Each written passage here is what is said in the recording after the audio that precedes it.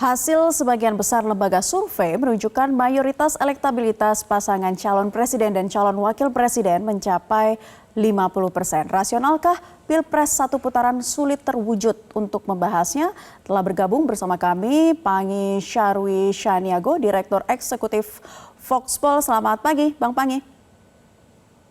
Pagi, Mbak Nela. Selamat pagi, Metro TV.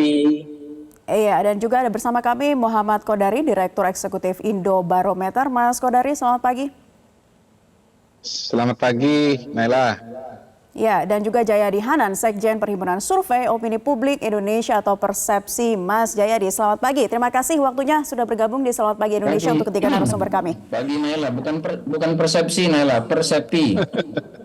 Ya, persepi. Baik, Mas Jayadi. Oke, ini kita langsung saja. Mohon maaf. Persepi. Ya. Persepi, Mas Jadi. Baik, ini kita mau tanya dulu mengenai hasil survei ya. Dari beberapa survei yang menunjukkan tren elektabilitas para paslon, ini ternyata belum ada pasangan calon presiden dan calon wakil presiden yang elektabilitasnya mencapai 50%. Benarkah demikian?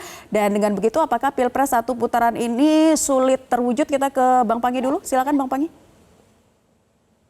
Ya, Mbak Nela. Pertama tentu saja dari data-data survei yang ada, termasuk di Persepi, saya lihat juga lembaga-lembaga yang cukup kredibel ya di sana, dan memang angka yang melebihi angka 50+1 itu per hari ini dari angka yang termasuk di atas margin of error maupun di angka bawah margin of error itu belum ketemu angka psikologis 50+1. Walaupun ada di luar Persepi mungkin sudah mengeluarkan di angka di atas 50%. Tapi dari alat ukur, dari KPI itu, dari dasar itu tentu saja preferensinya untuk satu putaran belum memungkinkan sejauh per hari ini. Saya nggak tahu nanti 3 hari ke depan atau 2 hari ke depan akan ada 2 atau 3 lembaga yang akan merilis bahwa elektabilitas sudah di atas angka psikologis 50%+1, kalaupun di range margin of error pun masih tidak di bawah 50+1. Karena ada juga hasil survei kemarin kalaupun 50+1, tapi kalau di rentang range margin of error ditarik ke bawah juga nggak lolos angka psikologis sebetulnya. Nah, kalau yang kedua Mbak Naila, kalau kemudian ada kampanye satu putaran, itu nggak salah juga, tetapi itu kan tidak berdasarkan based on data hasil preferensi survei, baik zoom out maupun capture ataupun peta elektoral terkini gitu. Nah, ya itu baru asumsi persepsi yang disampaikan, dan itu nggak salah juga, sah-sah saja kampanye satu putaran, tapi tidak berdasarkan angka psikologis 50+1. Nah, apakah mungkin 51 itu tembus? Ya, itu mungkin saja bisa iya, bisa tidak gitu. Tetapi yang kedua begini Mbak Naila, dari gelagat-gelagat, saya nggak mengatakan bau amis ya, dari gelagat-gelagat sekarang ada kecenderungan masih stagnasi, ada tidak hanya panik buying tapi panik elektoral terjadi untuk semua calon presiden. Nomor urut 1 dan nomor urut 3 terjadi juga panik elektoral, bagaimana menahan laju agar tidak terjadi pertumbuhan elektoral melampaui angka psikologis 50+1 pada paslon 02.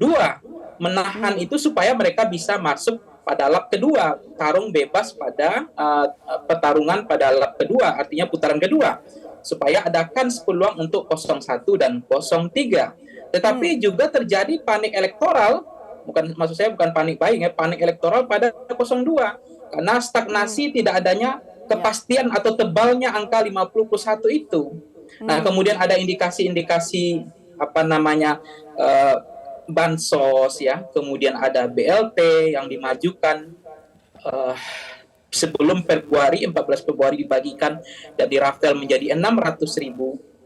Kemudian ada bansos yang 498 triliun dibagikan langsung oleh presiden, tidak melalui menteri, dan itu kemudian terkesan persepsi publik bahwa itu adalah kerja keras presiden.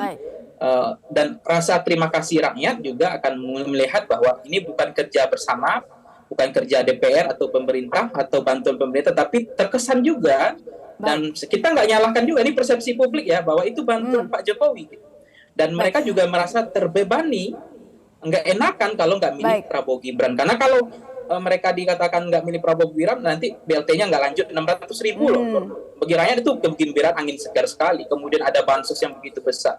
468 triliun, setara dengan anggaran COVID 2 tahun 2020 sampai 2022 498 triliun. Dan itu angka yang akan akan dikucurkan sebelum per tanggal 14 Februari, belum raskin dan seterusnya. Bang Pangi, jadi Anda katakan narasi Pilpres satu putaran ini tidak based on data begitu ya. Tapi saya pengen dengar dulu dari Mas Kodari, di mana Indobarometer ini sempat mengeluarkan pernyataan bahwa yakin Pilpres akan berlangsung satu putaran. Seperti itu kah Mas Kodari, analisanya dari mana? Jadi begini, waktu kami pernah survei bulan Oktober, kami menemukan angka kalau yang belum memutuskan itu didistribusikan secara proporsional untuk 02 atau Prabowo Gibran itu angkanya 43%. Nah, angka 43% ini kan sudah tidak jauh dengan angka 50%.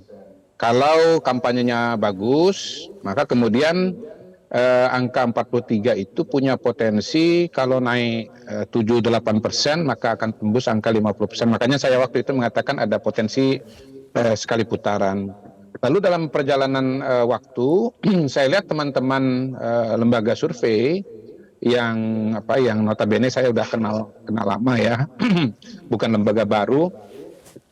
Misalnya Indikator, lalu kemudian Bang Jayadi juga, lalu beberapa lembaga itu menunjukkan adanya tren kenaikan suara Prabowo Gibran ya. Misalnya dalam kasusnya Indikator kalau tidak salah itu naik dari berapa, dari 37 kemudian ke 39, 45, 46, terakhir itu 48,6 sampai dengan awal atau pertengahan Januari. Jadi kalau bicara sekali putaran, saya bukan bicara semata-mata snapshot, tetapi bicara tren. Jadi ada tren kenaikan suara yang sampai sekarang saya lihat masih berlangsung di Prabowo Gibran, dan itu kalau berlanjut, maka angka 50% itu bisa tembus pada tanggal 14 Februari nanti.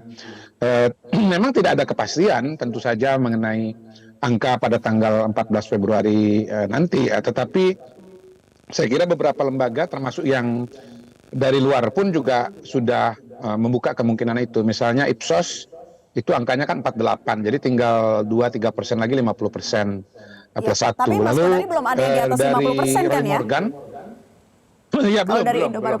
Kalau bicara beberapa lembaga ya, memang sudah ada lembaga yang tembus 50, misalnya kayak Lingkaran Survei itu udah 50,7, tapi ini karena komunitas yang sedang diskusi di sini komunitas Persepi, saya nggak usah bahas ya, saya bahas teman-teman yang di Persepi atau beberapa lembaga luar yang dikutip begitu.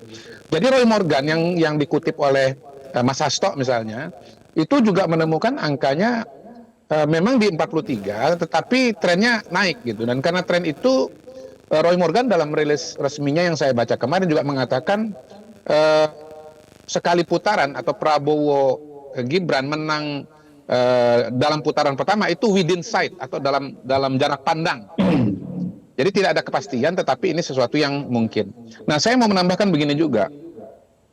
Memang 2024 ini berbeda dengan 2009. Pada tahun 2009 itu, kalau bicara gerakan sekali putaran, itu memang angkanya, saya buka-buka lagi data Indobarometer ya, beberapa bulan, beberapa waktu sebelum coblosan 2009, itu angkanya memang sudah di atas 50%. Jadi Indobarometer misalnya saya punya dua data sebelum coblosan, itu saya lihat angkanya 70%, lalu kemudian 63%, ya 63% itu kira-kira mungkin 2 minggu atau 10 hari lah sebelum coblosan.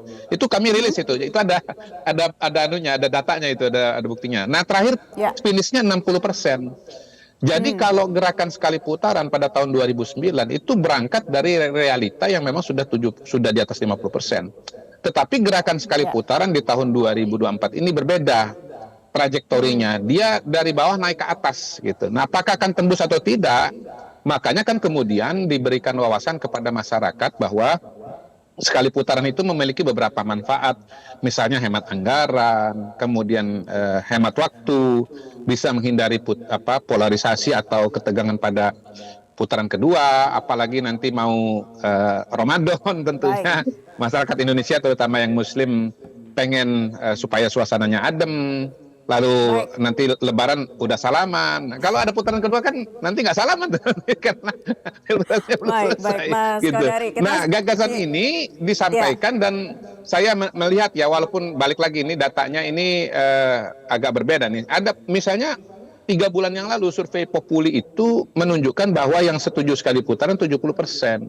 Nah, survei Lingkaran ya, walaupun redaksinya berbeda, itu yang setuju sekali putaran itu udah 84%. Jadi saya melihat potensi sekali putaran ini semakin lebar karena mayoritas masyarakat Indonesia sebetulnya kalau ditanya setuju sekali putaran atau 2 putaran, kecenderungannya lebih kepada sekali putaran. Ya, gitu. ini kan kita masih menunggu hasil survei berikutnya ya. Apa sudah dilakukan ini setelah debat terakhir? Mas Kodari, tapi tahan dulu. Kita ingin ke Mas Jayadi Hanan. Di pemilu 2014, kita pernah mengalami suasana di mana lembaga survei diarahkan untuk memenangkan paslon tertentu. Seperti apa persepi ya Mas Jayadi menjaga hal tersebut tidak terulang? Wah, itu Anda serius tuh tuduhannya. 2019 survei diarahkan gitu. Itu hati-hati tuh karena nggak ada saya kira 2019 itu lembaga-lembaga survei, apalagi yang terutama yang di Persepsi yang diarahkan untuk memenangkan calon tertentu ya. Sepanjang analisis pemeriksaan etik dari Persepsi, lembaga-lembaga survei anggota Persepsi cenderung masih berada pada koridor survei yang bisa dipertanggungjawabkan gitu. Nah, secara angka kalau kita lihat anggota-anggota Persepsi yang merilis hasil surveinya menjelang pemilu 2024 ini, itu yang paling rendah angka untuk 02 adalah 42. Seingat saya itu carta ya, beberapa 2 minggu lalu atau kalau nggak salah. Lalu yang paling tinggi seperti yang disebut oleh dulur saya Mas Kodari ini tadi 48, ada yang 48,5, ada yang 47 ya. Jadi angka tertingginya sekitar 48. Jadi kalau kita lihat dari angka itu dengan menggunakan berbagai perhitungan, maka kalau kita ambil yang tinggi 48, itu berarti kan potensi untuk satu putaran ada dua, paling tidak ada 2 sumber kemungkinan satu putaran itu. Kalau angkanya 48 ya, 48 itu kalau margin error-nya 3, rata-rata kan margin error dari survei sekarang ini kan sekitar 3 karena sampelnya 1.200. Jadi kan mungkin 48 tambah 3 kan, artinya dari hanya mengutak-atik angka yang dimunculkan, yang muncul saja itu mungkin satu putaran. Yang kedua, sumber satu putaran itu bisa jadi pertanyaan soal kemana itu yang masih belum jawab, yang undecided. Kan kalau pemilunya yang jawab kan 100% nanti, walaupun turnout-nya nanti yang angka partisipasi tentu tidak 100%. Jadi kalau misalnya yang katakanlah 6-10% belum memutuskan atau belum punya pilihan itu terdistribusi secara proporsional, itu berarti sekitar separuh ke 02 kan. Maka lagi-lagi kalau 48 tambah separuh dari 6-10 ya dapat satu putaran. Tapi kalau kita lihat angka yang terendahnya dari lembaga survei yang menemukan, Carta misalnya itu angka 42. Memang angka 42 itu sekalipun secara proporsional yang undecided sekitar 6-10 katakanlah begitu, itu terdistribusi secara proporsional, maka belum dapat itu 50% plus 1 itu. Maka kalau hanya menggunakan data-data itu tanpa menghitung aspek-aspek psikologis yang disebutkan oleh Mas Kodari tadi, maka peluang satu putaran sangat mungkin, peluang 2 putaran juga sangat terbuka kan gitu. Dalam bahasa lebih umum, kalau data-data itu ya 50-50. 50-50-nya 50-50 ya, bukan 50-50 80-20, bukan. 50. Oke, jadi kalau dari Mas Jayadi 50-50 ya, peluang mungkin bisa terjadi untuk 1 atau 2 putaran. Ya, nanti kita masih akan jadi membahasnya lagi. masih mungkin Mbak Naila kalau kita lihat dari angka-angka itu. Nah, kita lihat nanti perkembangan berikut. Memang menurut saya angka psikologis yang kalau mau mengatakan paling mungkin 1 putaran misalnya, atau itu maka angkanya 02 harus mencapai di kisaran 54 sekarang. Kan ada batas atas batas bawah dari margin error, katakanlah margin error rata-rata 3, maka kalau sekarang 02 mencapai 54, menggunakan batas bawah margin error 54 kurang 3 51. Berarti itu kan highly likely, jadi sangat mungkin, sangat besar atau hampir pasti itu satu putaran. Tapi sekarang yang mencapai lembaga survei yang disitir Mas Kodari tadi yang menyatakan mencapai 50% kan itu pun belum sampai 51, baru 50. Jadi lagi-lagi kesimpulannya sementara ini kalau dari data-data yang ada, ya satu putaran masih mungkin, 2 putaran juga masih sangat terbuka. Pertanyaannya mana yang lebih baik, 1 putaran atau 2 putaran? Gini, nanti kita akan membahasnya lebih lanjut ya, Mas Jayadi, Mas Kodari dan juga Bang Pangi. Kami harus jeda terlebih dahulu, kami masih akan membahasnya untuk Anda usai jeda. Tetap di Selamat Pagi Indonesia.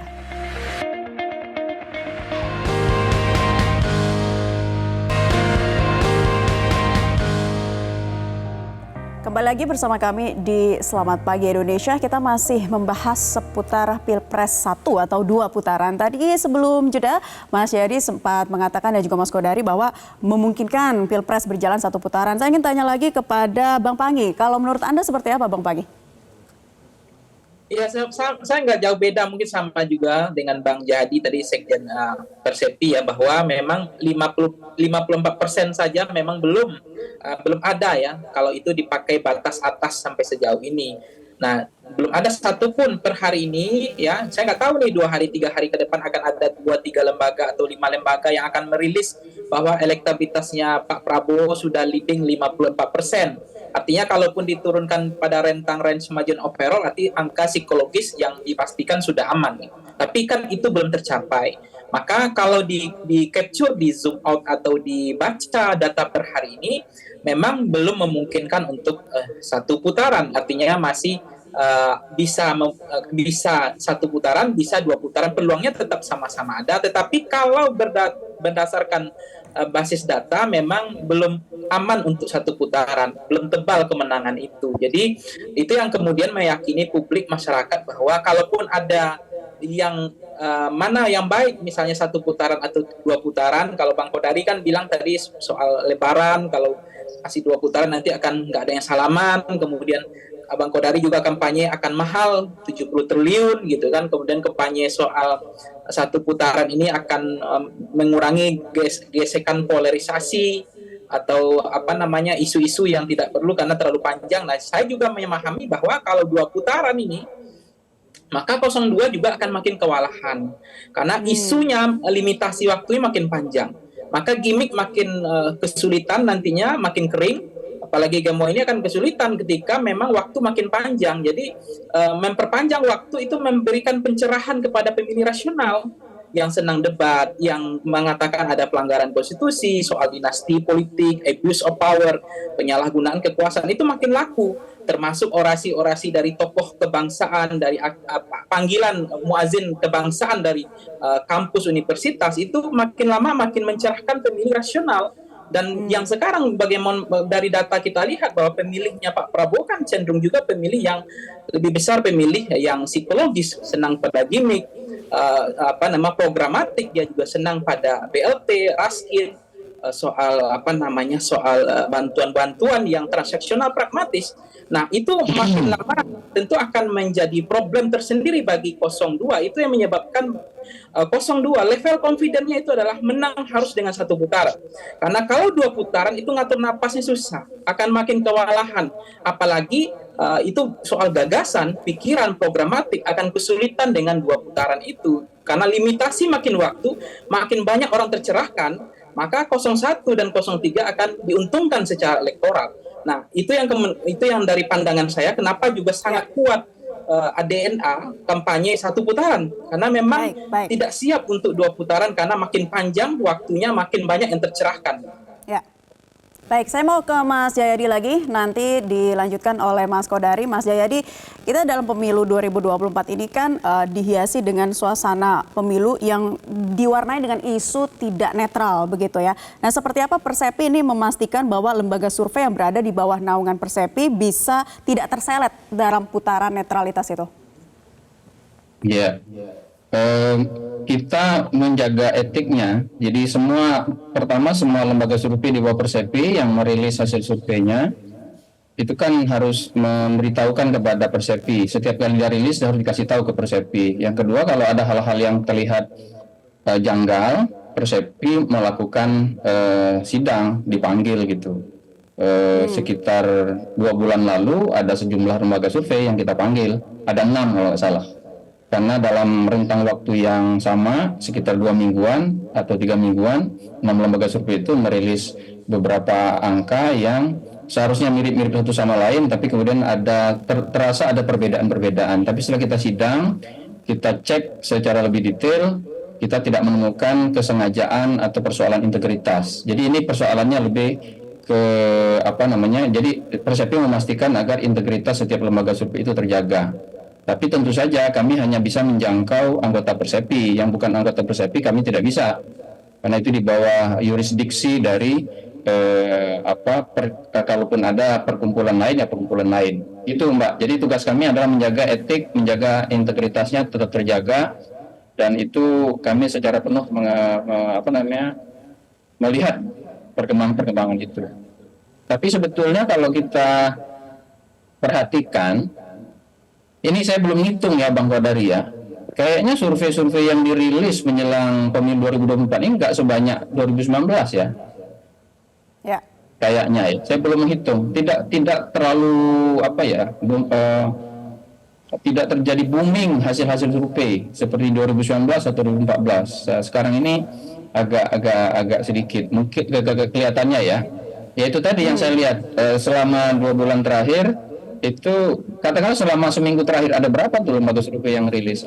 Cuma ada indikator, lalu ada mana lagi? Kalau Persepi ya ada indikator, ada poll tracking dan sebagainya. Jadi tidak terlalu banyak. Tapi intinya itu tugas-tugas dari lembaga Persepi begitu, Mbak Naila. Nah kembali ke tadi saya ingin katakan, 1 putaran konstitusional, 2 putaran juga konstitusional. Itu sih prinsipnya. Yang penting seperti kata Mbak Naila tadi, jangan sampai 1 putaran itu dibarengi dengan ketidaknetralan aparat gitu. Atau sebaliknya, 2 putaran itu dipaksa-paksa supaya tidak terjadi. Jadi boleh aja silahkan kampanye 1 putaran, 2 putaran. Tugas-tugas dari lembaga seperti Persepi atau lembaga-lembaga di kampus, civil society adalah menjaga agar ketidaknetralan itu tidak terjadi. Nah, dugaan mungkin terjadi tidak netral itu kan masuk akal karena ada presiden yang dengan tegas, walaupun tidak secara terbuka dinyatakan mendukung salah satu calon, apalagi anaknya ikut cawapres. Itu kan kalau ada orang curiga bisa terjadi ketidaknetralan, maka itu satu yang wajar. Karena itu pemilu kali ini harus lebih mengetatkan persoalan-persoalan yang terkait dengan pengawasan, termasuk pengawasan oleh Persepi terhadap lembaga-lembaga survei yang berada di bawah naungan Persepi. Gitu, Mbak Nela. Pengawasannya harus betul-betul ketat di tengah isu yang sedang mencuat saat ini ya. Mas Kodari, Anda juga sempat menggulirkan wacana 3 periode waktu itu, dan sekarang 1 putaran gitu. Sebagai lembaga survei yang sudah punya reputasi, seperti apa Anda menjawab hal ini? Ya, saya pribadi kan memang selain peneliti juga aktivis ya. Jadi elemen aktivisme itu membuat saya muncul dengan ide dan gagasan-gagasan. Nah, perbedaan soal 3 periode dengan sekali putaran ada pada elemen aktor utamanya. Kalau 3 periode itu panggilannya adalah adanya amandemen konstitusi, dan itu berarti wilayahnya ada di elit politik, tepatnya MPR. Soal apakah jadi atau tidak ya kembali kepada MPR, khususnya dari para ketua-ketua partai sebagai pengendali anggota DPR ya yang menjadi bagian dari MPR. Nah, kalau bicara sekali putaran, ini elemennya bukan di ketua partai tetapi di masyarakat.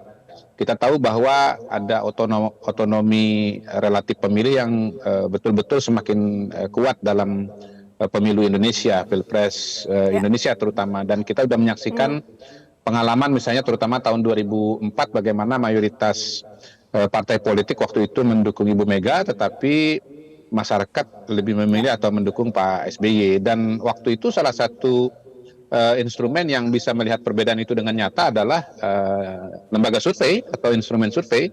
Di situ kita bisa melihat bagaimana Ya, baik. koalisi besar Baik, yang didukung kita- oleh partai politik ternyata berbeda pilihan dengan masyarakat. Jadi ya saya kira kita kembali kepada survei yang kredibel lah ya. Soal baik. sekali putaran Kita akan melihat tentunya ya, atau Mas dua Kodari, putaran 14 bagaimana Februari hasil ini survei tentu pada saja ini minggu adalah ini ya. Di iya, rahasia terakhir ilahi lah, ya, minggu-minggu rahasia terakhir ilahi. jelang pencoblosan. Kalau tugas kita ini, kalau tugas saya ini kan istilahnya mencoba menjemput takdir, kira-kira gitu.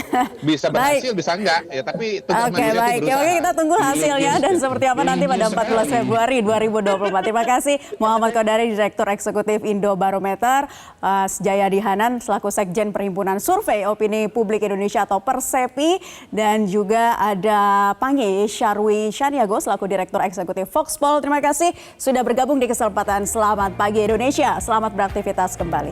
Jelajahi cara baru mendapatkan informasi. Download Metro TV Extend sekarang.